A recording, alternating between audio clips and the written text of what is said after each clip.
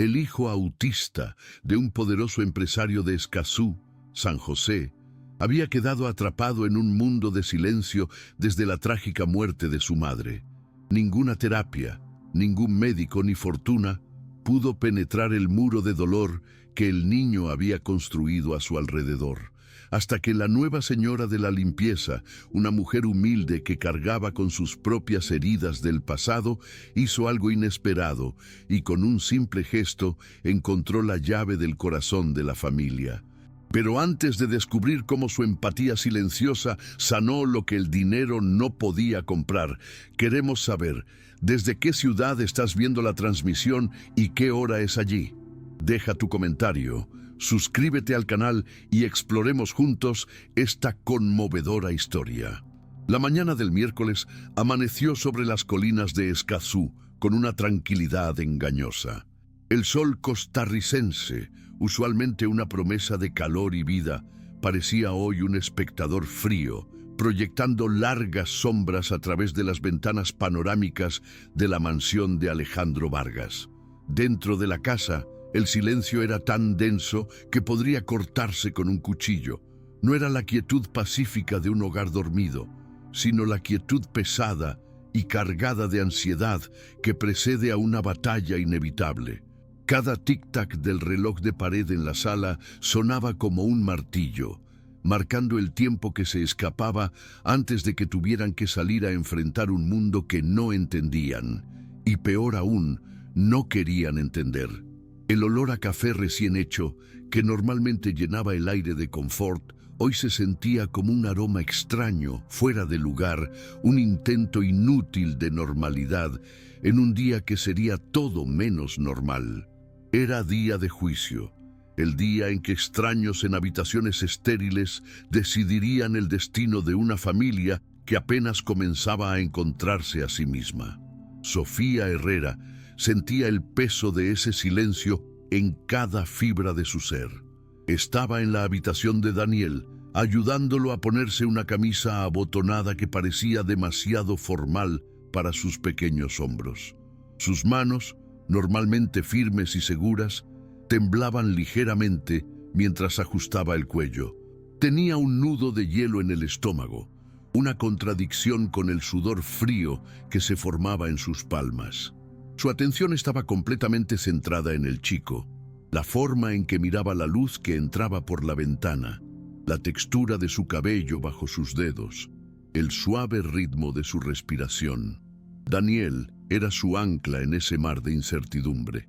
No entendía la complejidad de lo que estaba a punto de suceder, la jerga legal, las acusaciones veladas.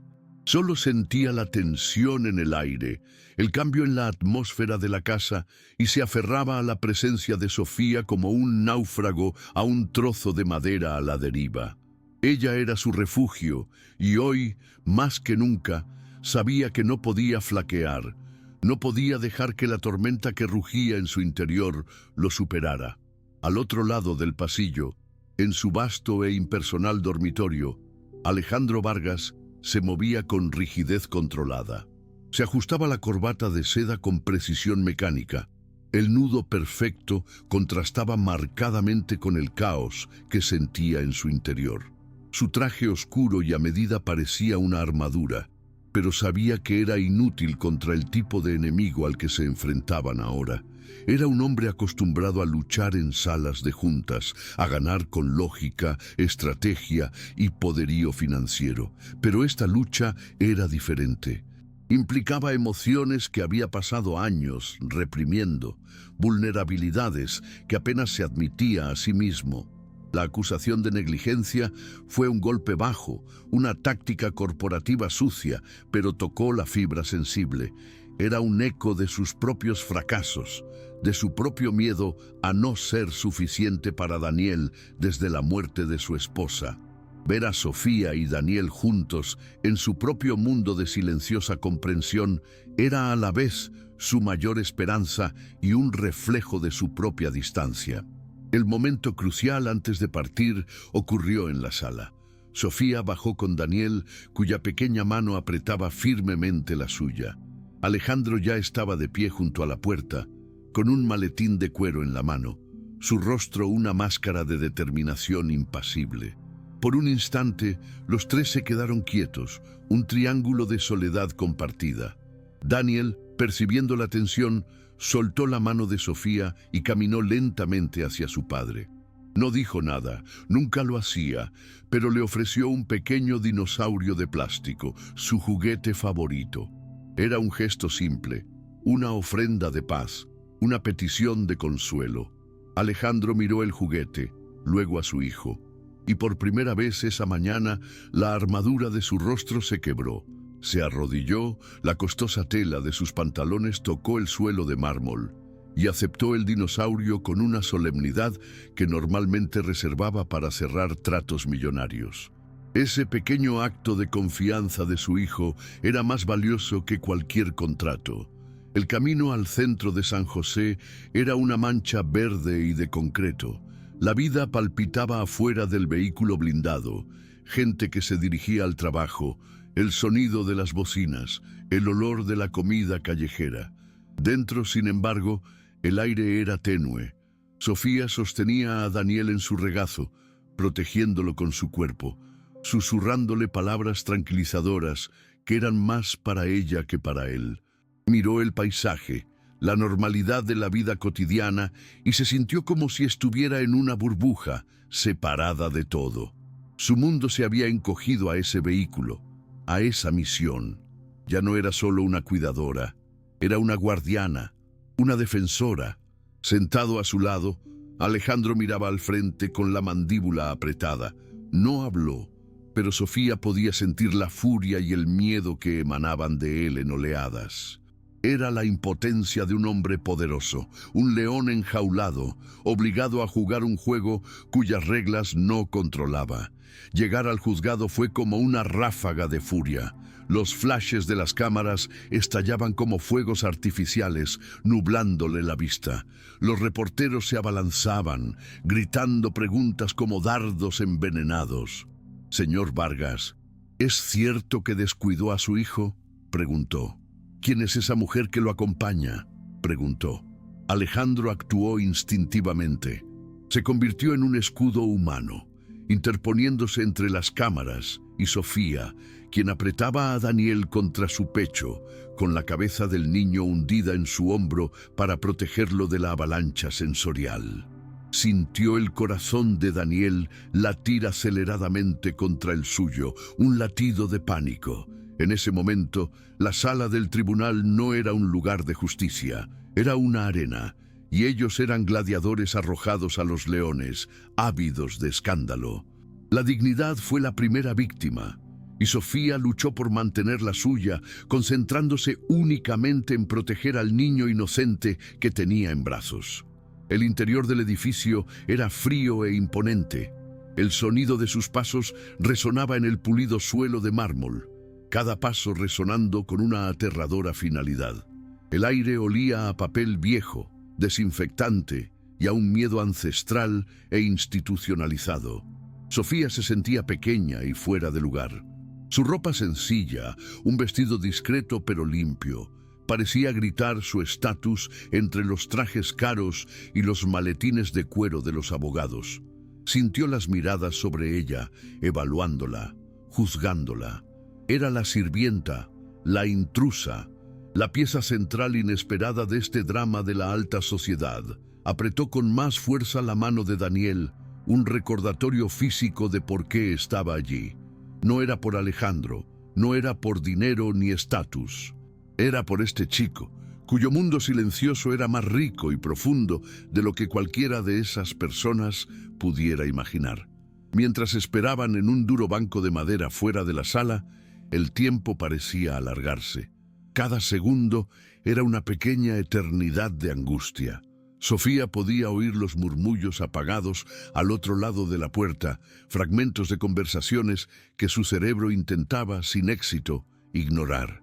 Se concentró en Daniel, quien ahora trazaba patrones invisibles en su palma con el dedo índice. Era uno de sus mecanismos para calmarse, un ritual que solo ellos entendían. Empezó a trazar patrones, una conversación silenciosa que decía: «Estoy aquí, estás a salvo». Alejandro estaba a pocos metros de distancia, hablando en voz baja con su abogado, pero sus ojos no se apartaban de Sofía y Daniel. Había una gratitud pura en su mirada, un reconocimiento de que en esta guerra ella era su infantería, su primera línea. La mente de Sofía viajó al pasado, a otro niño, en otra casa, hace mucho tiempo.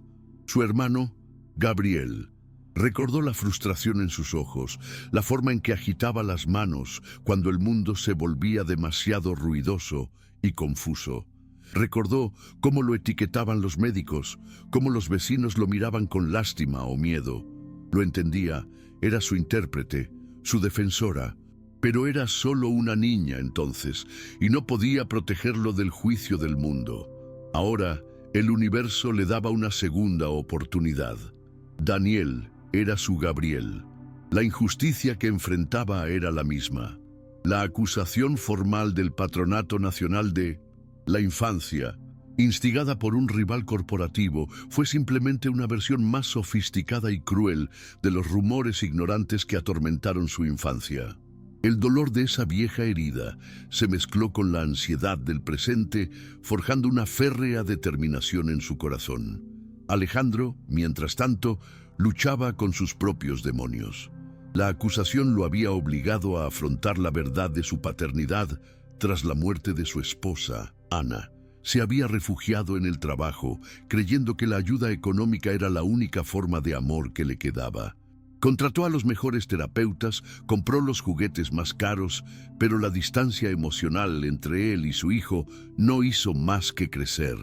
Fue Sofía, con su infinita paciencia y comprensión instintiva, quien construyó el puente que él no sabía cómo empezar. Ella no arregló a Daniel, lo vio, y al hacerlo, lo obligó a ver realmente a su propio hijo por primera vez.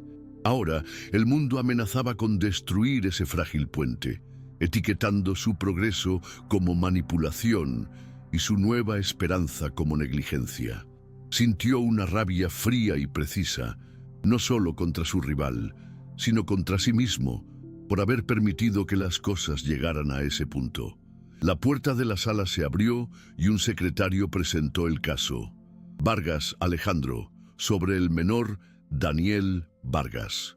El nombre del niño, en ese contexto clínico y formal, hizo estremecer a Sofía. Se puso de pie, colocando a Daniel sobre su cadera. Alejandro se acercó y por un breve instante le puso una mano firme en el hombro. No fue un gesto de consuelo, sino de solidaridad. Un reconocimiento silencioso de que estaban a punto de entrar juntos en la arena. Respiró hondo por última vez, el aire frío llenó sus pulmones y entró en la sala donde su pasado, su presente y el futuro de un niño inocente serían juzgados. El mundo exterior desapareció. Solo existía en esa sala, esas personas y la verdad que llevaba en su corazón. La sala del tribunal era aún más fría y austera de lo que Sofía había imaginado. La madera oscura de los paneles y muebles parecía absorber la luz y el sonido, creando una atmósfera solemne y opresiva. Sobre la silla del juez, el escudo de armas de Costa Rica se alzaba imponente, un símbolo de justicia que en ese momento parecía distante e inalcanzable. El aire era pesado, cargado con el peso de innumerables disputas y penas que se habían desatado en ese mismo espacio. Sofía se sentó en la silla designada junto a Alejandro y su abogado, con la tapicería de cuero fría contra su espalda. Se sentía como una intrusa, una pieza fuera de lugar. Todos allí parecían cómodos en sus roles, en su jerga, en su danza de objeciones y procedimientos. Ella era la única cuya presencia no se definía por un diploma o un título, sino por algo que no se podía medir ni cuantificar. El amor silencioso por un chico que el mundo había decidido que estaba roto. Al otro lado de la sala, el enemigo tenía rostro. Gustavo Lima, el director ejecutivo rival, permanecía sentado con arrogante calma, como si presenciara una obra de teatro cuyo final ya conocía. Su abogado, un hombre canoso de sonrisa tenue, irradiaba una confianza depredadora. Sus ojos se posaron en Sofía un instante, no con hostilidad, sino con algo peor, una indiferencia calculada. Para él, ella no era una persona, sino una variable, un punto débil en la defensa de Alejandro que podía ser explotado. La veía como una simple empleada, una mujer ingenua e inculta que podía ser fácilmente intimidada y desacreditada en su testimonio. Alejandro captó la mirada y sintió una oleada de furia que lo recorrió. Quiso levantarse, cruzar la sala y borrar esa sonrisa del rostro de su abogado, pero sabía que eso era exactamente lo que querían. Su disciplina, forjada durante años de negociaciones de alto riesgo, lo mantuvo inmóvil, pero en su interior, un volcán estaba a punto de estallar. La jueza Elena Montero entró en la sala y se hizo un silencio inmediato. Era una mujer de mediana edad, con el cabello recogido en un moño severo y una mirada que no revelaba absolutamente nada. Su neutralidad era su mayor arma y el mayor temor de todos los presentes. No ofrecía consuelo ni amenaza, era la personificación de la ley, fría, imparcial y absoluta. Sofía la observaba atentamente, buscando alguna señal de calidez, algún atisbo de empatía tras sus gafas de montura metálica, pero no la encontró. La jueza Montero miró los papeles que tenía delante, luego a las partes implicadas. Su rostro era una máscara impenetrable. En ese momento, Sofía comprendió que su verdad no sería suficiente. Tendrían que hacérsela sentir. Tendrían que romper las barreras del protocolo y la lógica legal para llegar al corazón de esta mujer, pues era allí, no en los códigos legales, donde realmente se decidiría el destino de Daniel. El abogado de Gustavo Lima se levantó para su alegato inicial. Su voz, tranquila y resonante, llenó la sala con una narrativa cuidadosamente construida y venenosa. No gritó, sedujo con una lógica retorcida.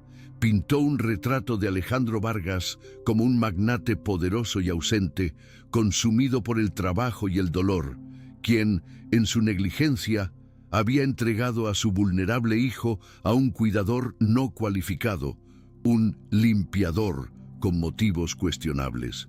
Cada palabra era una pincelada en una obra de difamación. La conexión especial de Sofía con Daniel fue descrita como una influencia indebida y potencialmente dañina. La mejoría del niño no se celebró como un milagro, sino como una anomalía sospechosa. Sofía sintió cada frase como una bofetada. Estaban tomando lo más puro de su vida y convirtiéndolo en algo sucio y calculado, todo para obtener ventaja en una disputa comercial. Una ira fría y profunda comenzó a subir por la columna de Sofía, una ira que no había sentido en años. Era la misma rabia impotente que había sentido de niña, viendo cómo el mundo trataba a su hermano Gabriel.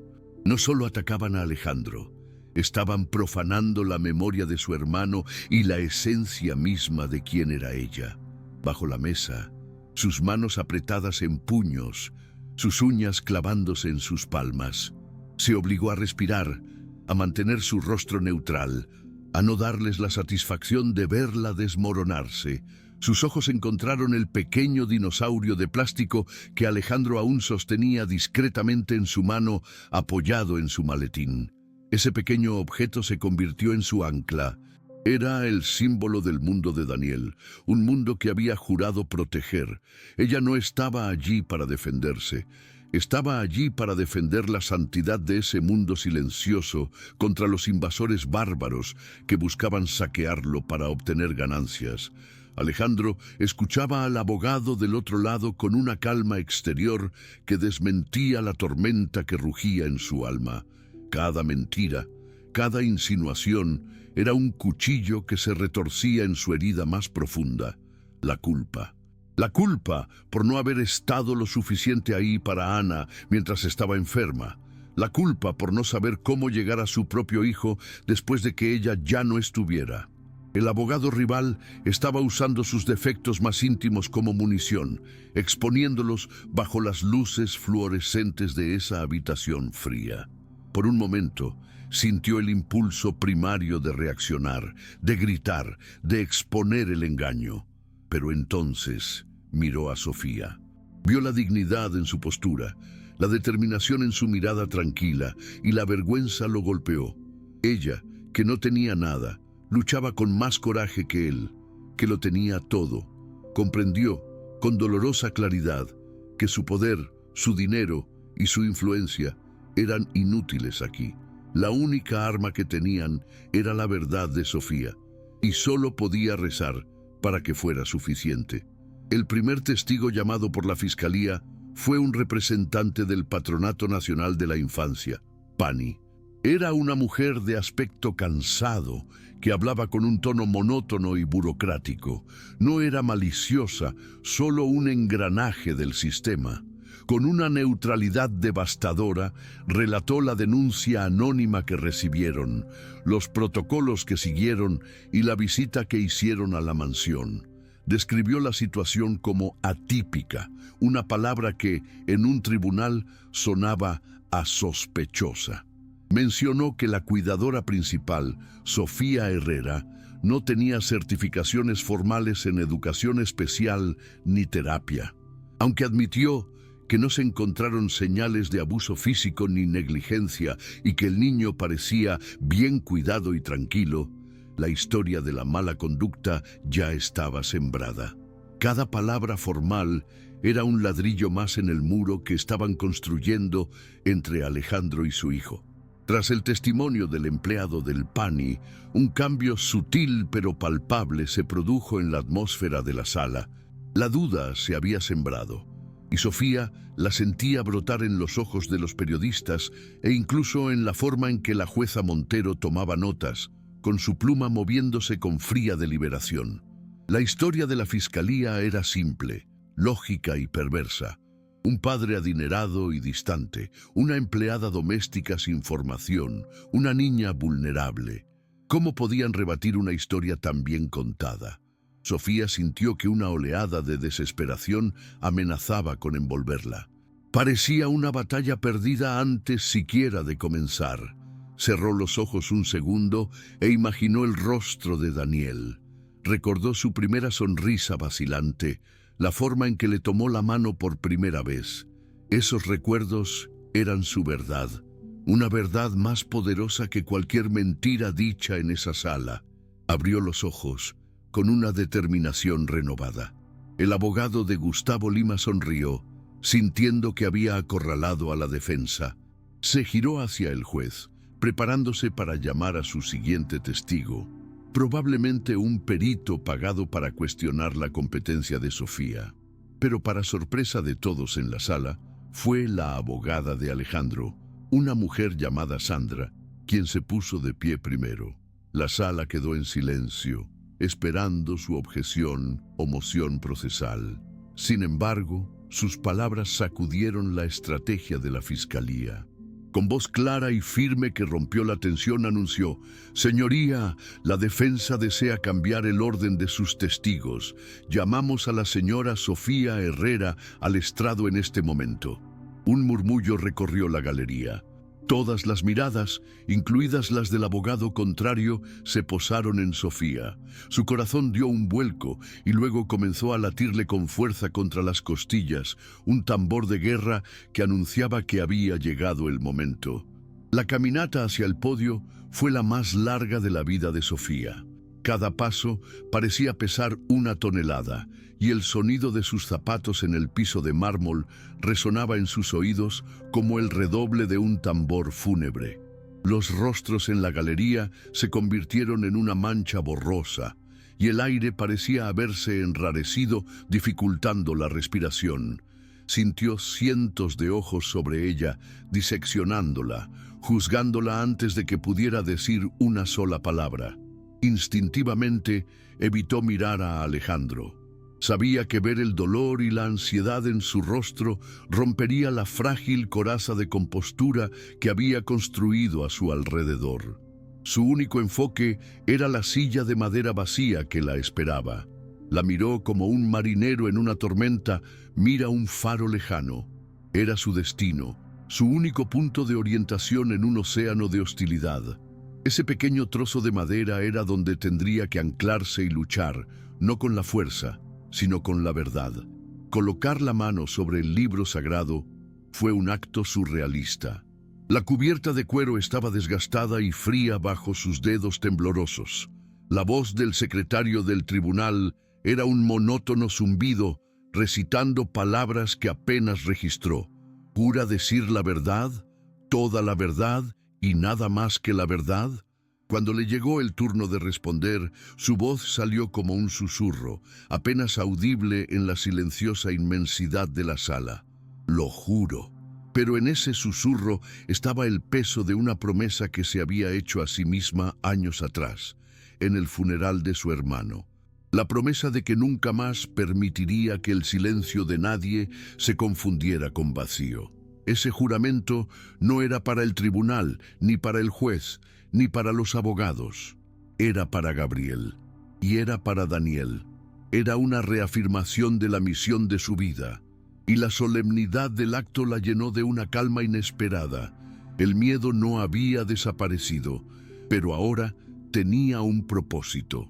La abogada de Alejandro, Sandra, comenzó con una dulzura que calmó los nervios de Sofía. Sus preguntas eran invitaciones, no interrogatorios. Señora Herrera, ¿puede contarnos cómo fue su primer día en casa de la familia Vargas? Sofía respiró hondo y las palabras empezaron a fluir, al principio vacilantes, luego con más firmeza. No describió la limpieza, los productos ni las tareas. Describió la casa, habló de la inmensidad de las habitaciones, del eco de sus propios pasos, de la ausencia de risas o conversaciones. Describió una belleza fría, una perfección estéril, como un museo donde nadie vivía realmente. Contó cómo la luz del sol se filtraba por las ventanas, pero parecía no calentar nada. Con sus sencillas palabras pintó un retrato no de riqueza, sino de una profunda y abrumadora soledad, estableciendo el paisaje emocional en el que Daniel y Alejandro habían estado atrapados mucho antes de su llegada. ¿Y cómo conociste a Daniel?, preguntó Sandra con voz aún suave. Sofía cerró los ojos brevemente, no por dramatismo, sino para retroceder a ese día. Describió con gran detalle el sonido que la atrajo al piso de arriba. Explicó que no era una rabieta, sino un sonido agudo y desesperado, el sonido de una alarma que nadie más parecía oír. Describió la escena que encontró, el niño meciéndose rítmicamente, golpeándose la cabeza contra la estantería, no para hacerse daño, sino para intentar acallar una tormenta sensorial que lo azotaba por dentro. No vi a un niño problemático, dijo con la voz quebrada por primera vez. Vi a mi hermano, vi la misma confusión, el mismo pánico. En ese momento no era el hijo de mi jefe, era Gabriel. Y supe instintivamente que lo último que necesitaba era que alguien intentara arreglarlo. Solo necesitaba que alguien se sentara en el suelo y guardara silencio con él. En cuanto Sandra terminó su presentación, el abogado de Gustavo Lima se puso de pie. La cortesía se evaporó de la sala, reemplazada por una agresividad mordaz. Se acercó al podio lentamente, como un depredador estudiando a su presa. Su primera pregunta fue como una piedra. Entonces, señora Herrera, comenzó con la voz cargada de sarcasmo.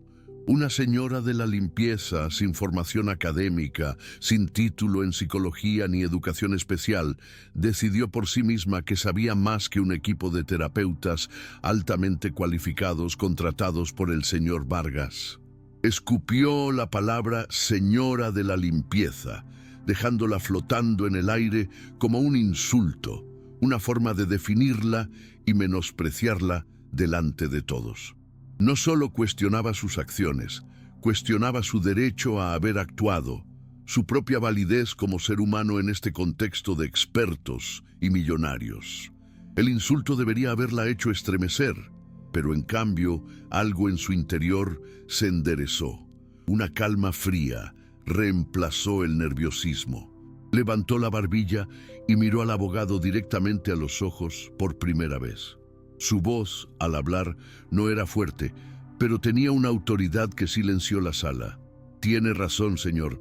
No tengo diplomas colgados en la pared», comenzó, con un discurso lento y pausado. «Mi formación no provino de libros ni de aulas. Mi formación duró 15 años. Ocurrió en noches de insomnio, aprendiendo a descifrar la diferencia entre un grito de dolor y uno de frustración. Ocurrió aprendiendo a comunicar amor no con palabras, sino con la presión de mi mano, al ritmo de una canción de cuna. Mi diploma fue la primera sonrisa de mi hermano después de una crisis. Hablas de cualificación. ¿Hay mayor cualificación que amar a alguien incondicionalmente y aprender el lenguaje de su alma?». El abogado se quedó atónito ante la respuesta, pero se recompuso rápidamente, volviéndose aún más cruel. Consultó sus notas, con una sonrisa maliciosa formándose en sus labios. «Su hermano Gabriel, si no me equivoco, el que falleció en circunstancias que podríamos llamar trágicas», dijo, cada palabra como un puñal. «Considerando su historial, señora Herrera, ¿no sería más probable que simplemente esté proyectando sus fracasos pasados en este nuevo chico? ¿Será un intento desesperado por salvar a Daniel, por compensar su incapacidad para salvar a su propio hermano?». La crueldad de la pregunta dejó atónitos a los presentes. Fue un golpe bajo, una violación de su dolor más sagrado. Ya no estaba defendiendo un caso. Intentaba quebrar su espíritu, usando su dolor como arma. Alejandro no pudo más. Un sonido gutural de furia escapó de sus labios e hizo ademán de levantarse, con todo el cuerpo tenso como un resorte a punto de estallar. «Basta», gruñó. Sandra, su abogada, reaccionó al instante, poniéndole una mano firme en el brazo y empujándolo hacia atrás en la silla con una fuerza sorprendente. «Alejandro, no», siseó. Luego se puso de pie. «Objeción, su señoría. El abogado está acosando a la testigo con crueldad y completamente fuera de lugar. Está especulando sobre su dolor personal para avergonzarla». La jueza Montero, que había estado observando la escena hasta entonces, miró al fiscal con los ojos entrecerrados. «Señora», dijo, con la voz cortante por primera vez, «su pregunta es inapropiada y roza la falta de respeto a este tribunal. Cíñase a los hechos del caso. Se concede la objeción. Reformule o proceda». La pequeña reprimenda fue una victoria, un breve momento de respiro que permitió a Sofía recuperar el aliento.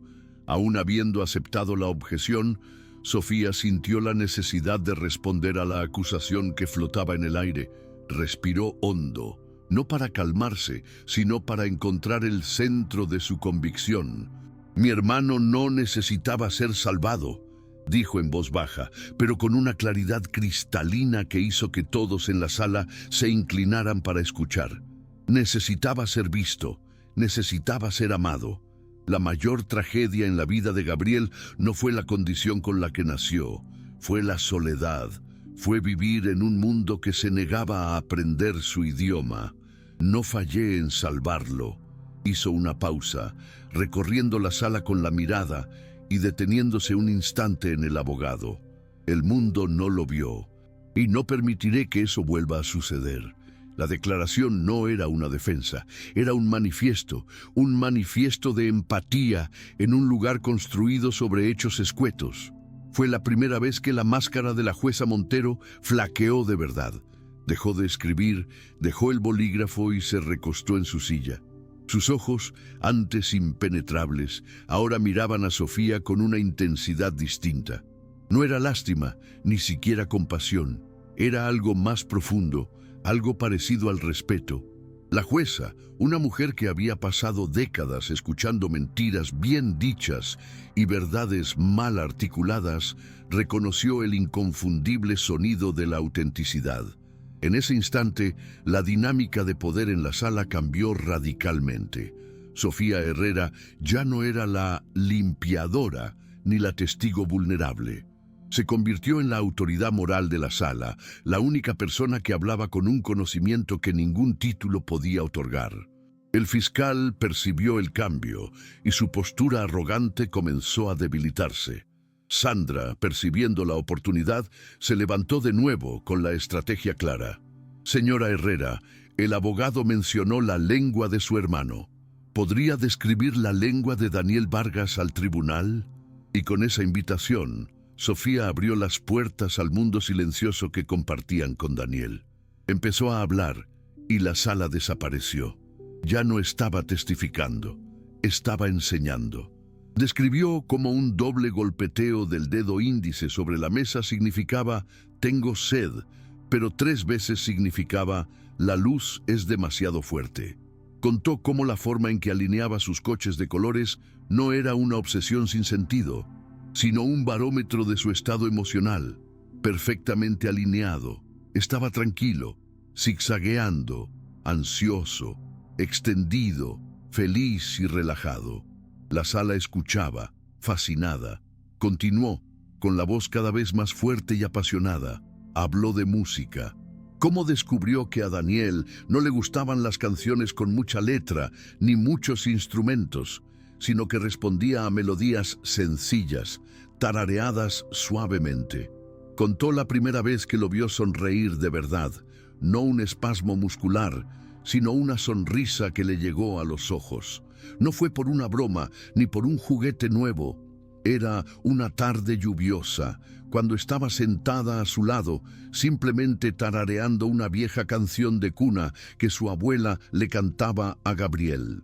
Describió cómo la tensión abandonó los hombros del niño y cómo un pequeño sonido, un suspiro de satisfacción, escapó de sus labios antes de la sonrisa. Su alegría, explicó Sofía, no vive en el ruido, vive en la paz. Solo necesitaba que alguien le mostrara cómo encontrarla. ¿Y qué hay de la comunicación verbal?, preguntó Sandra. Sofía explicó que la terapia tradicional intentaba obligar a Daniel a usar palabras que para él eran como ruido blanco, desconectadas de cualquier sentimiento. Su enfoque era el opuesto. Nunca lo presionó para que hablara. En cambio, nombraba sus emociones y acciones mediante señas y su propio lenguaje.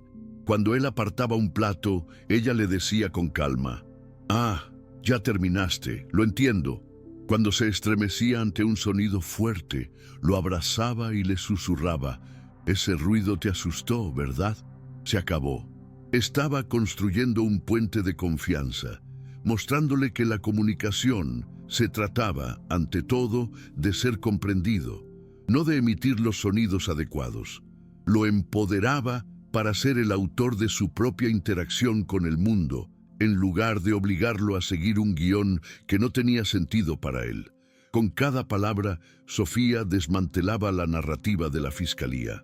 No era una aficionada que interfería en el trabajo de los expertos. Era la única experta en la persona más importante allí, Daniel. Los terapeutas tenían teorías y métodos. Ella tenía a Daniel. Sabía que él odiaba el tacto de la lana, pero amaba la suavidad del terciopelo. Sabía que el color amarillo lo tranquilizaba y que el aroma a canela lo hacía arrugar la nariz. Eran pequeños detalles íntimos que solo podían descubrirse mediante incontables horas de observación atenta y paciente, una dedicación invaluable. Ella revelaba la complejidad y la belleza de un chico que la fiscalía había intentado reducir a un diagnóstico, a un problema a tratar. Le devolvía su humanidad delante de todos. La fiscalía sugiere que tu influencia es inapropiada. Insinúan que lo manipulaste, dijo Sandra, con la voz cargada de indignación contenida. ¿Podrías dar a este tribunal un ejemplo claro y concreto de cómo funciona tu conexión con Daniel? ¿Algo que todos podamos entender? La pregunta quedó flotando en el aire, un desafío directo. Sofía sabía que las palabras, por muy elocuentes que fueran, podrían no ser suficientes.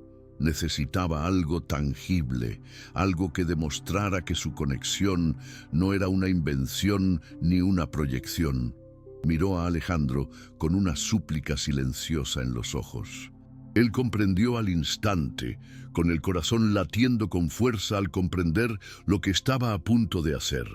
Este era el momento de la verdad, el punto de no retorno. Con un movimiento lento y pausado, Alejandro recogió el pequeño dinosaurio de plástico que Daniel le había regalado esa mañana. Se levantó y caminó hacia el estrado, colocando el desgastado juguete en la repisa de madera frente a Sofía, bajo la mirada confundida de todos los presentes. El abogado de Gustavo objetó: «Señoría, eso es irrelevante y teatral». Pero la jueza Montero lo silenció con un gesto de la mano. «Adelante, señora Herrera», dijo, con evidente curiosidad. Sofía tomó el dinosaurio, cuyo plástico se había calentado al calor de la mano de Alejandro. «Este es Rexy», dijo con voz suave pero clara. «Rexy es el guardián de los miedos de Daniel. Cuando está asustado, confundido o abrumado, no llora. Le entrega a Rexy a la persona en quien más confía para que lo mantenga a salvo. Esta mañana, antes de venir, se lo entregó a su padre». La simplicidad de ese acto, esa prueba física de confianza, fue más poderosa que horas de argumentos legales. Sandra dejó que el momento se asentara antes de hacer su última pregunta. Regresó a la mesa de la defensa, se giró y miró a Sofía con genuina admiración. Su voz era baja, pero todos en la sala se esforzaron por escuchar. «Señora Herrera, podría haberse quedado como limpiadora. Podría haberse ido cuando las cosas se pusieron difíciles. Podría haberse protegido de todo esto, este interrogatorio, la prensa, las acusaciones. Mi última pregunta es simple. ¿Por qué se quedó?». La pregunta era la clave de todo, la pieza final del rompecabezas que constituía su motivación, el núcleo de toda la historia. El tribunal contuvo la respiración, esperando la respuesta. Sofía no miró al abogado ni al juez. Sus ojos se encontraron con los de Alejandro desde el otro lado de la habitación. En su mirada no vio a un jefe ni a un millonario, sino a un hombre que, como ella, estaba perdido. Su voz, al responder, era firme y llena de emoción contenida.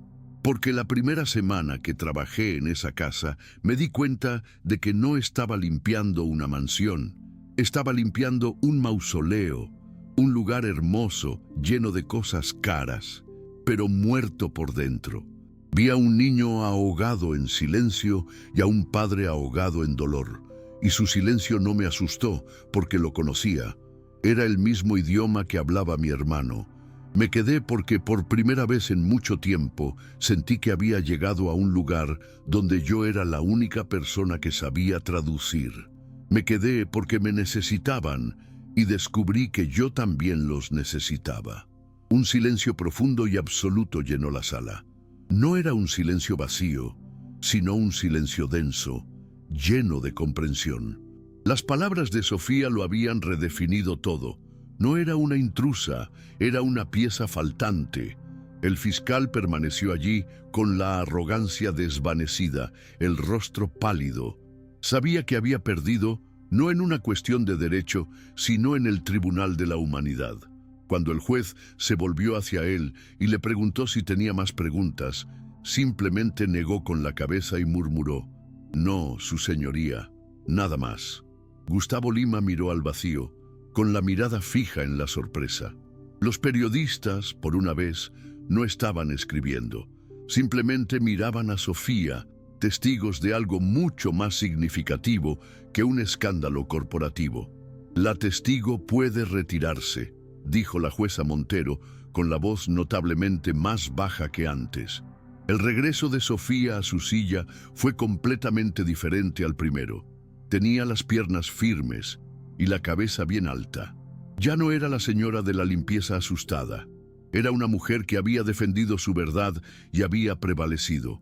Al sentarse, sus ojos se encontraron de nuevo con los de Alejandro. La gratitud en su mirada era abrumadora, pero había algo más. Había admiración, había respeto. En ese momento, él no la vio como una empleada, ni siquiera como la cuidadora de su hijo. La vio por quien era, la artífice de la reconstrucción de su familia, la mujer que entró en su casa a limpiar las ventanas y terminó limpiando las heridas de su alma.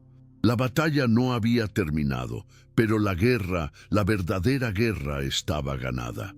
Cuando Sofía se sentó, el silencio en la sala era diferente. Ya no era la tensa quietud de antes, sino una quietud densa y pesada, impregnada de la cruda emoción de sus palabras. El aire se sentía más denso y todos en la sala, desde el periodista más cínico hasta el secretario más indiferente, parecían reevaluar todo lo que creían saber sobre el caso. Bajo la mesa, lejos de miradas indiscretas, Alejandro extendió la mano y le dio un apretón suave, casi imperceptible. No era un gesto romántico, ni siquiera de consuelo. Era un acto de profundo reconocimiento, una silenciosa transferencia de gratitud y respeto. Con ese simple toque, comunicó lo que 1000 palabras no podían. Te vi, te escuché, gracias. Sofía sintió que las lágrimas que amenazaban con caer se desvanecían, reemplazadas por una sensación de fuerza compartida. Ya no estaban solos en sus respectivas islas de dolor. Sandra se levantó para sus alegatos finales. Su postura denotaba seguridad, pero su voz era suave y respetuosa, como si temiera romper el hechizo que Sofía había lanzado sobre la sala. No esgrimió códigos legales ni precedentes, fue directo al grano. Su señoría, la ley se creó para proteger a los vulnerables, para proteger a los niños. Pero, ¿qué es la protección? Es seguir una lista de reglas, es tener el certificado correcto colgado en la pared, o es crear un santuario donde un niño se sienta lo suficientemente seguro como para sonreír, confiar y finalmente hablar. Hizo una pausa, mirando a la jueza a la cara. La fiscalía nos presentó una historia sobre reglas rotas. La señora Herrera nos presentó la historia de un alma que sana. La cuestión ante este tribunal hoy no es si se siguieron los protocolos al pie de la letra. La cuestión es si podemos reconocer un hogar cuando lo vemos, aunque no se parezca a lo que dicen los manuales. En contraste, los alegatos finales del abogado de Gustavo Lima fueron un rotundo fracaso. Se puso de pie, visiblemente conmocionado, e intentó desesperadamente retomar su discurso original. Empezó a hablar de nuevo sobre las cualificaciones, sobre la falta de credenciales formales de Sofía, sobre los peligros de la atención no profesional. Pero sus palabras, antes tan agudas y efectivas, ahora sonaban huecas, desesperadas y profundamente irrelevantes. Era como intentar apagar un fuego con un vaso de agua. Tras el testimonio de Sofía, hablar de certificaciones parecía absurdo, casi insultante. Sintió que estaba perdiendo el control de la sala, que su fría lógica no podía competir con la verdad emocional que se había revelado. Se trabó con sus palabras, repitió argumentos y finalmente terminó su discurso abruptamente, sabiendo que cualquier cosa que dijera solo empeoraría su posición. Tras concluir los alegatos, la jueza Elena Montero guardó silencio un largo instante. Se quitó las gafas, las limpió lentamente con un paño pequeño y miró a todos los presentes, uno por uno. Su mirada se posó en Sofía, luego en Alejandro y finalmente en Gustavo Lima, con una expresión de profunda desaprobación. La sala contuvo la respiración, esperando un veredicto inmediato. Sin embargo, la jueza no estaba lista. La complejidad humana de lo que había presenciado exigía más que una decisión instantánea. Este tribunal, anunció, con su voz resonando en el silencio, hará un receso de 1 hora para deliberar. La sesión se reanudará a las 3 de la tarde para la lectura de la sentencia. El sonido de su mazo fue como una sentencia de aplazamiento, prolongando la agonía y la incertidumbre durante otros 60 minutos que prometían ser los más largos de sus vidas. Salir de la sala para el receso fue una experiencia nueva. El grupo de reporteros seguía allí, pero su actitud había cambiado. La agresividad depredadora había sido reemplazada por una curiosidad casi reverente. No hubo preguntas a gritos. En cambio, se separaron siguiendo a Sofía con la mirada, mezcla de asombro y respeto. Ya no era solo la sirvienta del escándalo, era la mujer que había silenciado un tribunal con su verdad. Alejandro, como antes, permaneció cerca de ella, con una mano protectora en su espalda, pero la dinámica había cambiado. Ya no la protegía del mundo. Se sentía como si escoltara a una reina. Encontraron una pequeña sala de espera vacía al final de un pasillo, un refugio temporal de la tormenta que los aguardaba afuera y de la que aún rugía dentro. En cuanto se cerró la puerta, la adrenalina que había sostenido a Sofía empezó a disiparse, dejando tras de sí un vacío tembloroso. Se sentó en una incómoda silla de plástico y hundió la cara entre las manos, su cuerpo finalmente sucumbiendo al peso agotador del día. Las lágrimas que había contenido con tanta fuerza ahora fluían libremente entre sus dedos. Eran lágrimas de alivio, de miedo, de un agotamiento tan profundo que parecía brotar del alma. Se había desnudado emocionalmente frente a desconocidos, había transformado su dolor más íntimo en un testimonio público. Había hecho todo lo posible. Ahora todo estaba fuera de su control. La imagen de Daniel esperándola inundó su mente y una nueva oleada de miedo la golpeó. ¿Y si no era suficiente? ¿Y si tenían que separarla de él? Alejandro la observó en silencio un instante, con el corazón encogido por una mezcla de gratitud y profundo dolor. Toda su riqueza, todo su poder, y no podía protegerla de esta terrible experiencia. Se acercó, no para ofrecerle palabras vacías de consuelo, sino para ofrecerle una simple presencia. Se arrodilló frente a ella, un gesto impensable para el hombre que era hacía unos meses. No la tocó, simplemente esperó. «Sofía», dijo finalmente con la voz ronca por la emoción. «No sé qué va a pasar ahí dentro, pero sé una cosa. Lo que hiciste hoy fue lo más valiente que he visto en mi vida. No solo salvaste a mi hijo, me salvaste de mí mismo.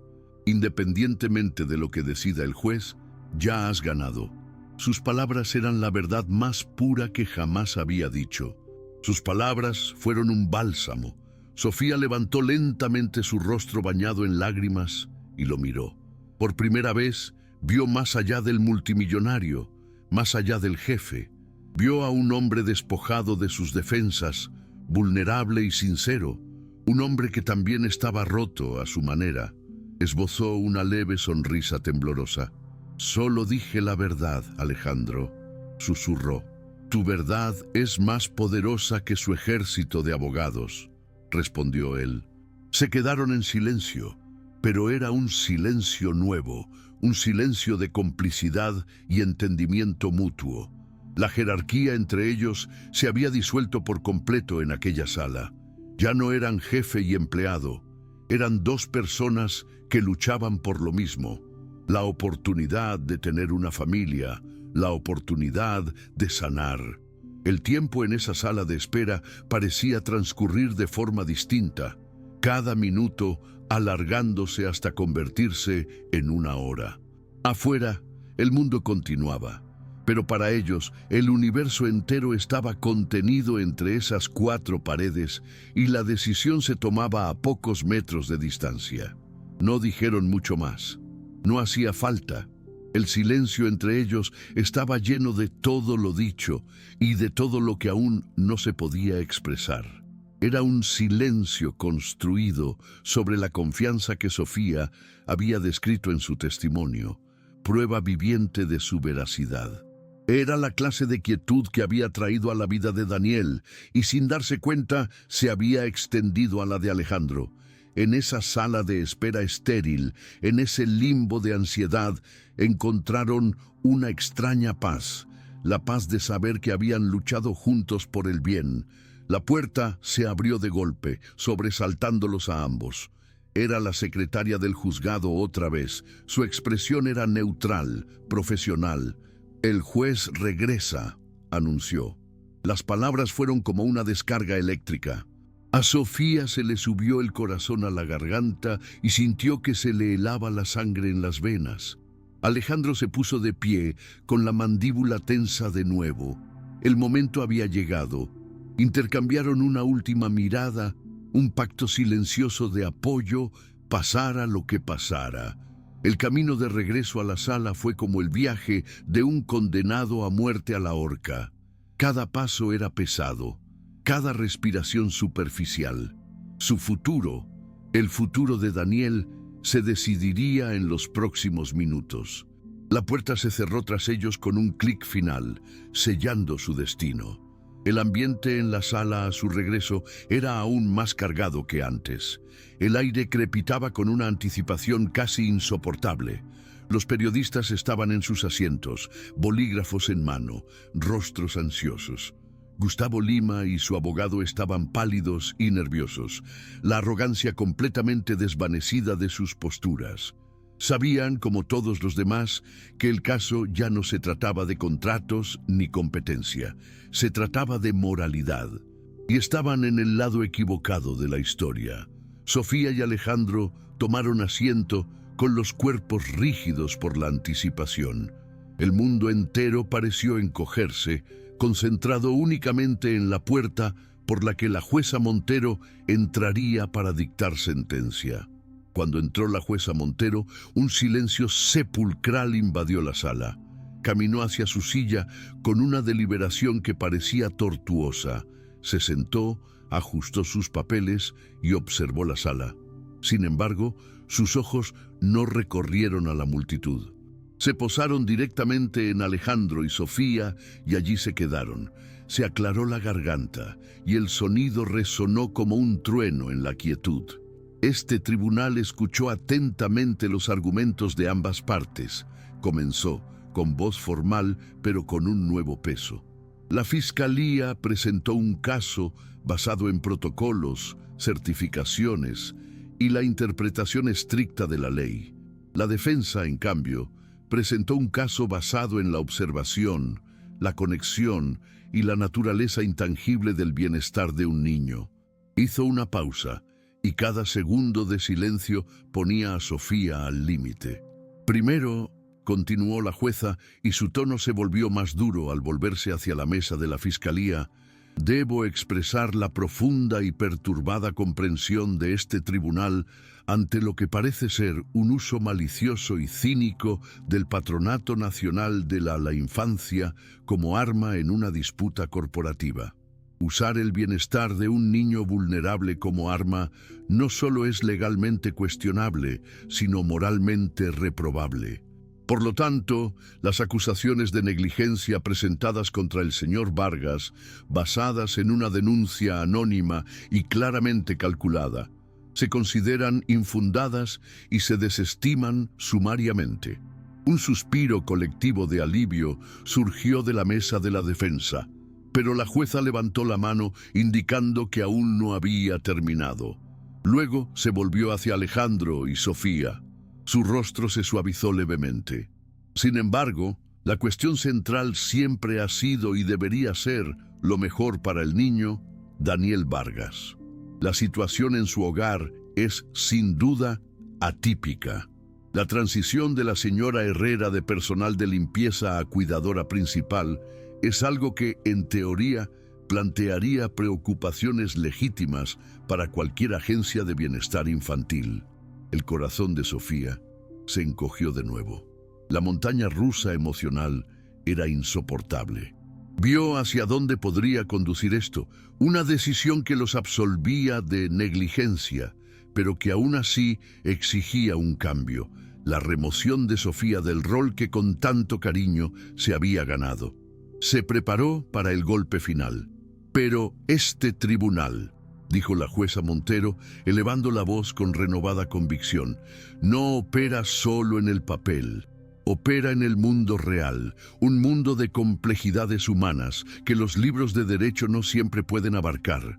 El deber primordial de este tribunal es garantizar la seguridad, la salud y la felicidad de un niño.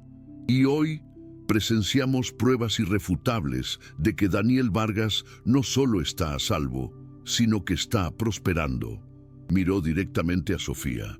Fuimos testigos de que en un ambiente de silencio y dolor, una persona, sin importar títulos ni protocolos, trajo luz y comprensión. Aprendió un idioma que nadie más se molestó en estudiar. Y el resultado de esta interferencia poco profesional fue el progreso y la alegría de un niño. La ley exige que un niño tenga un tutor competente. La Fiscalía argumenta que la competencia es sinónimo de certificación. Hoy, este tribunal discrepa, declaró la jueza con palabras que resonaron con autoridad definitiva. La señora Sofía Herrera ha demostrado una competencia que va más allá de cualquier formación. Es la competencia de la empatía, la paciencia y el amor incondicional. Sacar a Daniel de este entorno no sería lo mejor para él. Sería un acto de crueldad indescriptible que echaría por tierra meses de progreso y quebrantaría la confianza que con tanto esfuerzo ha reconstruido. Por lo tanto, este tribunal no solo desestima los cargos, sino que también confirma que el actual régimen de cuidado es demostrablemente lo mejor para el niño. La última palabra cayó como el fin del mundo para la Fiscalía y el comienzo de uno nuevo para la defensa. Caso cerrado. Cayó el mazo. Por un instante Sofía no reaccionó. Su cerebro tardó un instante en procesar el significado completo. Ganaron. Ganaron de verdad. Entonces, una lágrima rodó por su mejilla, seguida de otra y otra. Se tapó la boca con la mano, dejando escapar un sollozo de puro alivio. Alejandro, a su lado, echó la cabeza hacia adelante. Sus hombros temblaban mientras la tensión de meses se desvanecía en una única y abrumadora oleada de emoción. Se giró hacia Sofía, con el rostro bañado en lágrimas que no se había molestado en ocultar, y la abrazó. El abrazo no fue calculado ni contenido. Fue un abrazo desesperado y agradecido, entre dos personas que habían pasado por el infierno juntos y habían salido del otro lado. La abrazó con fuerza. El aroma de su suave perfume y el sonido de sus sollozos de alivio llenaron sus sentidos. Ella se aferró a él, sintiendo la solidez de su cuerpo, el latido de su corazón contra el de ella. En ese momento, frente a todos, no eran el multimillonario y la señora de la limpieza. Eran solo Alejandro y Sofía, sobrevivientes. Y en medio del caos de los periodistas levantándose y los abogados empacando sus maletines, crearon una pequeña isla de paz, un santuario de victoria compartida. La familia que ella había descrito en el estrado acababa de nacer oficialmente, bautizada por el fuego del juicio. Mientras la sala comenzaba a vaciarse en un frenesí de actividad, la jueza Montero golpeó su mazo por última vez. «Orden», ordenó, y la sala, sobresaltada, volvió a quedar en silencio. Esperó a que todas las miradas la posaran. Su rostro volvía a ser el de una jueza, pero había algo más, algo personal. Miró directamente a la mesa de la defensa, pasando por alto a los abogados, y fijó la mirada en Sofía. «Señora Herrera», dijo con voz formal, pero cargada de un significado tácito, «me gustaría pedirle que pase al estrado un momento». Un nuevo silencio invadió la sala, un silencio de confusión y asombro. El caso estaba cerrado. ¿Qué podría querer la jueza de ella ahora? Sofía se separó lentamente del abrazo de Alejandro, con el rostro entre confundido y aprensivo. Alejandro parecía igualmente perplejo.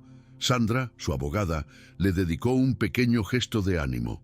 Vacilante, Sofía se levantó y caminó hacia el imponente banco de madera, sintiendo de nuevo todas las miradas fijas en ella. Esta vez, sin embargo, no eran miradas de juicio, sino pura curiosidad. Se detuvo ante la jueza, la mujer que ejercía tanto poder, la mujer cuya vida había tocado de forma inesperada. La jueza Montero se inclinó hacia adelante, bajando la voz para que solo Sofía pudiera oírla, creando una burbuja de intimidad en medio de aquella sala pública. Lo que diría a continuación se salía de todo protocolo, de todo procedimiento legal, y prometía cambiar la vida de Sofía una vez más. Con el corazón aún latiéndole con fuerza, Sofía se acercó al imponente estrado de la jueza, sintiéndose diminuta y gigantesca a la vez. La jueza Montero la miró y, por primera vez, no había rastro de autoridad formal en su mirada. Era simplemente una mujer mirando a otra. «Señora Herrera», comenzó la jueza en voz baja, asegurándose de que sus palabras se dirigieran únicamente a Sofía. «He presidido este tribunal durante 22 años. He escuchado historias de avaricia, traición y violencia que harían que la mayoría de la gente perdiera la fe en la humanidad. Pero hoy», hizo una pausa, con los ojos brillando de emoción contenida, «hoy me recordó por qué existe la justicia. No para aplicar reglas frías, sino para proteger lo que es fundamentalmente bueno y verdadero. Tiene un don, no lo desperdicie». La jueza entonces colocó discretamente una pequeña tarjeta blanca sobre la madera pulida. «Si alguna vez piensa en usar este don a mayor escala, llámeme. El mundo necesita más gente que sepa escuchar». Sofía se quedó paralizada, mirando la tarjeta y luego el rostro del juez. Esperaba una formalidad, quizás consejo legal, pero en cambio recibió una bendición, un reconocimiento humano más valioso que cualquier veredicto. La validación provino de la fuente más inesperada y poderosa, afirmando no solo sus acciones, sino también su valor intrínseco. No pudo formular una sola palabra como respuesta. Se le hizo un nudo en la garganta y simplemente asintió, un gesto lento y profundo, esperando que sus ojos transmitieran la inmensa gratitud que sentía. El juez Montero le dedicó una pequeña, casi imperceptible sonrisa de comprensión y con un último asentimiento la despidió. Ese momento privado, en medio de la sala pública, fue el verdadero sello de su victoria, la confirmación de que su verdad no solo había sido escuchada, sino que había transformado la esencia misma de la ley. La salida final del juzgado fue como emerger de un largo y oscuro túnel hacia la luz del sol. La multitud de reporteros seguía allí, pero su energía se había transformado. Ya no se sentía el frenesí de una cacería, sino el bullicio de una extraordinaria historia humana. Las preguntas que llegaban a sus oídos eran diferentes ahora. «¿Cómo se siente?», preguntó un joven periodista. «¿Qué mensaje tiene para otras familias en situaciones similares?». Sofía, aún abrumada, no encontraba las palabras. Solo ofreció una pequeña sonrisa cansada, que era una respuesta en sí misma. Alejandro, siempre a su lado, la guió con delicadeza entre la multitud. Su presencia era un refugio seguro.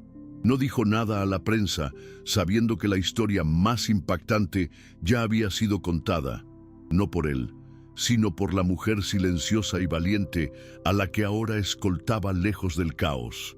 Dentro del auto, un silencio profundo y apacible la invadió. Era lo opuesto al tenso silencio de la mañana. Era un silencio de agotamiento, alivio y una alegría tan profunda que aún no podía expresarse con palabras. Sofía apoyó la cabeza en el frío cristal de la ventanilla, observando el ajetreo de San José pasar como en una película muda. Los colores de la ciudad parecían más brillantes, los sonidos más nítidos.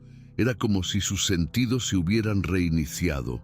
Por primera vez en meses no sentía el peso del juicio ni la amenaza de la pérdida.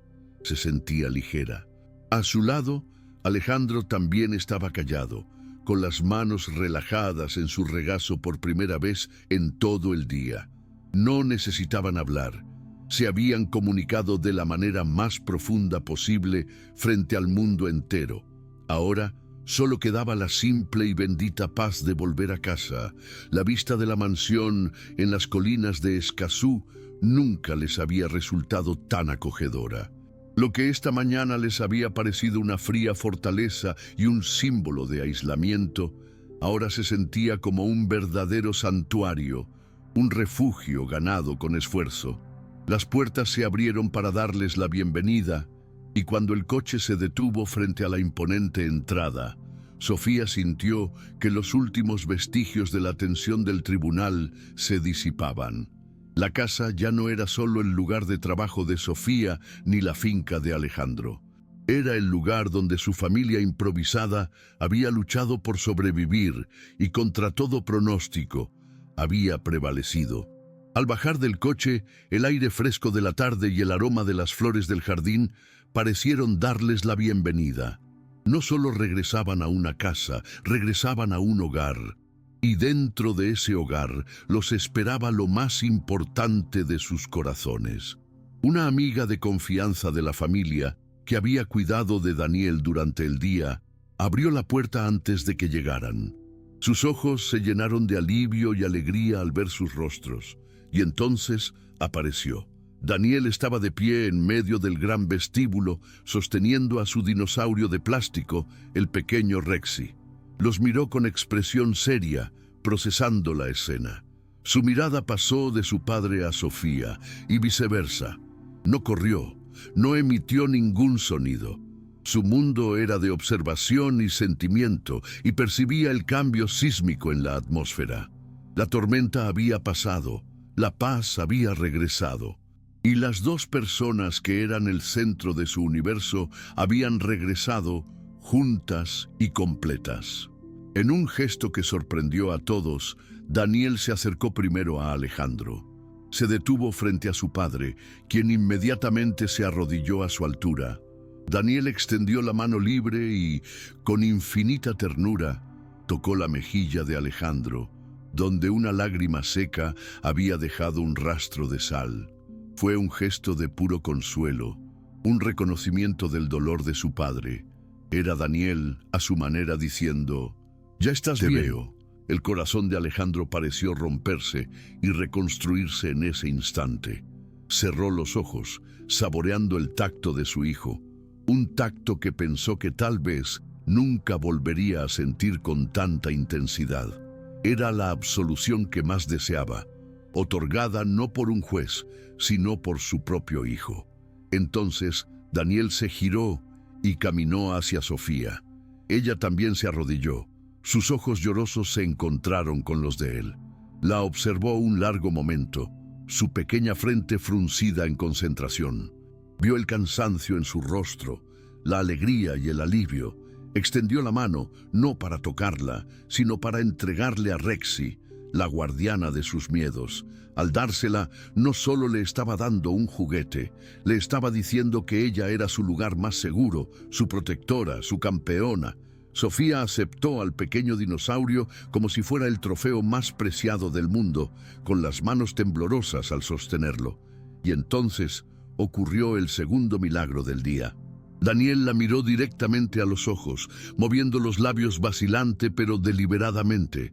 Reunió todo su aliento, todo su coraje y formó un sonido, una palabra que nunca había pronunciado en voz alta: «Quédate». La palabra fue un susurro, frágil e imperfecto, pero para Sofía sonó como la sinfonía más hermosa. «Quédate». No era una pregunta, era una súplica, una declaración, el cimiento de su nuevo mundo. El nudo en la garganta de Sofía finalmente se rompió en un sollozo de pura y abrumadora alegría. No pudo responder con palabras.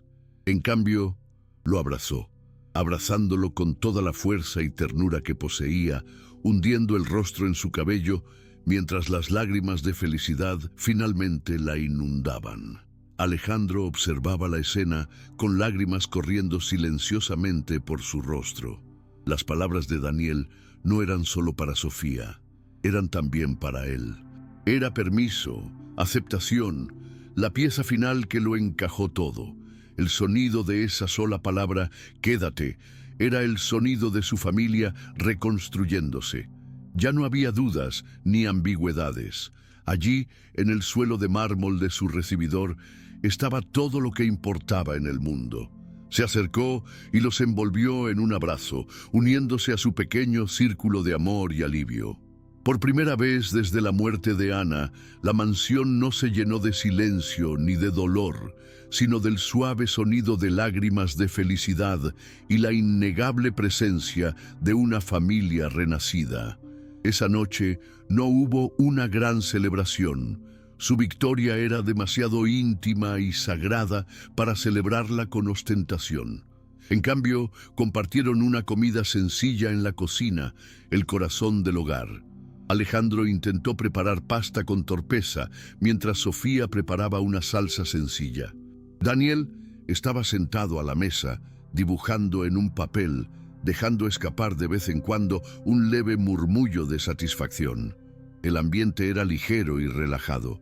Las conversaciones giraban en torno a pequeñas cosas: el sabor de la salsa, el desastre de harina que Alejandro había hecho, los dibujos de Daniel. Eran las conversaciones banales y preciadas de una familia normal, un lujo que ahora valoraban más que cualquier fortuna. Después de que Daniel se durmiera, exhausto pero visiblemente en paz, Alejandro y Sofía se sentaron en el porche trasero, contemplando las luces de San José centellear a lo lejos. El aire nocturno era fresco y fragante. Durante un largo rato permanecieron en silencio, un silencio reconfortante, impregnado de todo lo sucedido. «Sofía», dijo finalmente Alejandro con voz queda, «lo que pasó hoy, nunca podré agradecerte lo suficiente. Pero no quiero que solo seas la cuidadora de Daniel. No quiero que esto sea solo tu trabajo». Se volvió hacia ella con expresión seria y sincera. «Quiero que este sea tu hogar.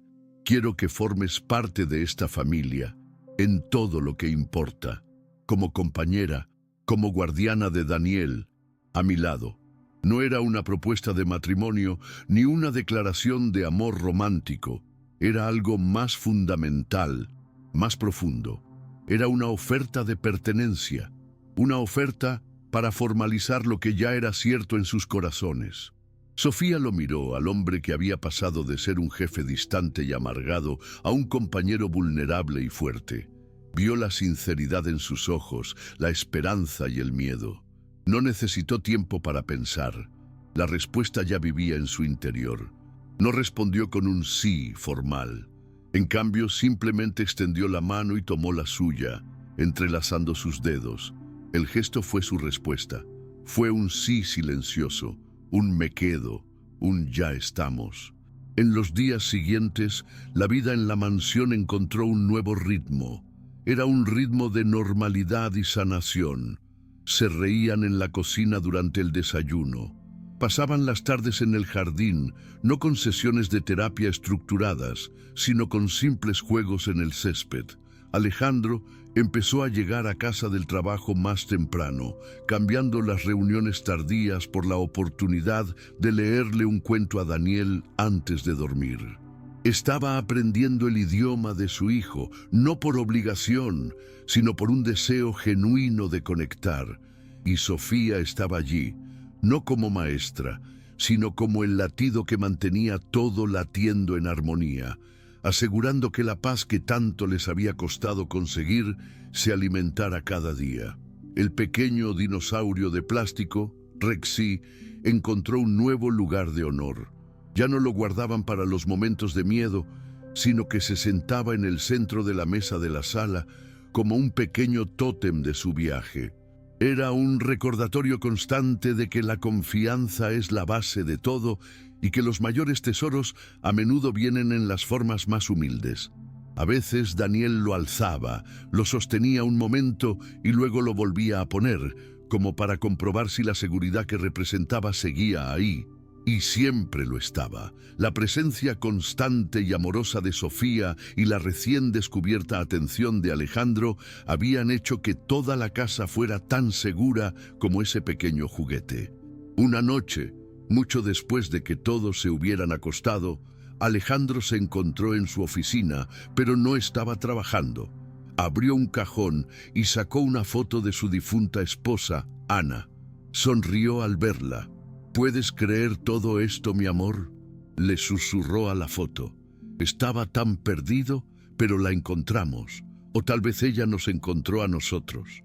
Por primera vez, pensar en Ana no le provocó una punzada de culpa por seguir adelante. En cambio, sintió que finalmente honraba su memoria. Estaba aprendiendo a amar de nuevo, a ser un padre presente, a construir el hogar feliz que siempre habían soñado para Daniel. Sabía que Ana lo aprobaría, lo sentía en el alma. En ese mismo instante, en su habitación, Sofía sostenía una foto vieja y descolorida de su hermano Gabriel. Los bordes estaban desgastados de tanto tocarlo. «Lo logramos, hermanito», le susurró a la imagen sonriente del niño. «Esta vez les hicimos oír, esta vez les hicimos ver». Su viaje, que había comenzado con una pérdida inconmensurable y un dolor silencioso, se había transformado. Su herida no había desaparecido, pero se había convertido en la fuente de su mayor fortaleza, el pozo del que extrajo la empatía que sanó a otra familia. El pasado ya no la atormentaba, la fortalecía. Por fin había encontrado un propósito a su dolor, y esa era la paz que había buscado toda su vida. Unas semanas después, Sofía recogió la tarjeta de presentación que le había dado la jueza Montero. Ya no le temblaban las manos. Con serena determinación, hizo la llamada. No sabía exactamente qué camino tomaría, si en un consejo, en un centro comunitario o simplemente como voz para quienes no podían hablar por sí mismos. Pero sabía que su camino no había terminado en el tribunal. Ese había sido solo el principio. Su experiencia personal, forjada en el dolor y el amor, se había convertido en una herramienta poderosa y sentía la responsabilidad de usarla. No lo haría por fama ni reconocimiento, sino por todos los demás Daniels y Gabriels del mundo que aún esperaban a que alguien aprendiera su idioma. La casa en Escazú ya no era un mausoleo, estaba viva. Viva con el sonido de los pies de Daniel corriendo por el pasillo, el aroma de los panqueques los domingos por la mañana, el suave sonido del piano que Alejandro había comenzado a tocar de nuevo, las melodías sencillas que le enseñó a Daniel. La riqueza de la familia Vargas ya no residía en sus cuentas bancarias ni en sus posesiones.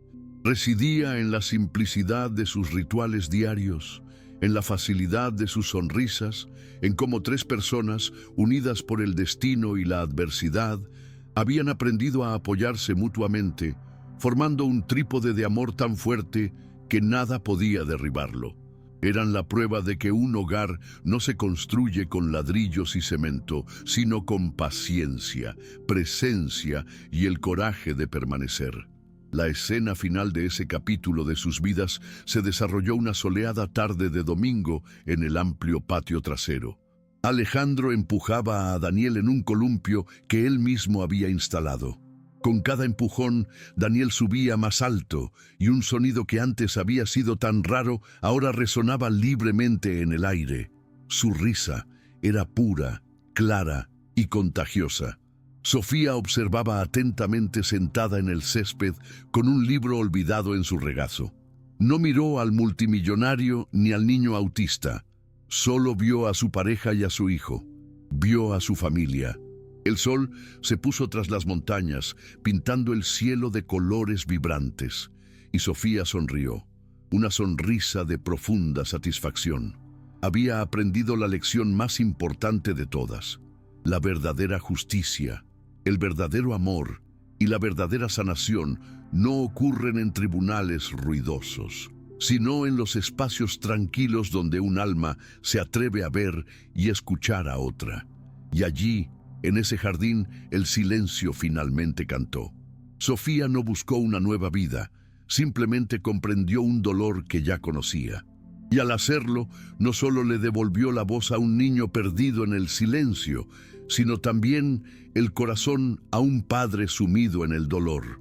A veces el mundo nos enseña a valorar las cosas ruidosas, el poder, el dinero, el éxito, pero las mayores transformaciones ocurren en la quietud de un gesto empático y en la valentía de ver a alguien por quien realmente es, no por lo que aparenta.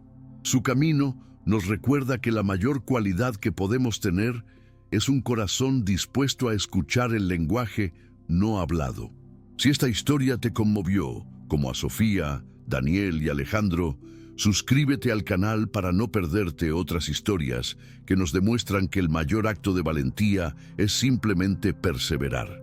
Gracias por ver y nos vemos la próxima vez.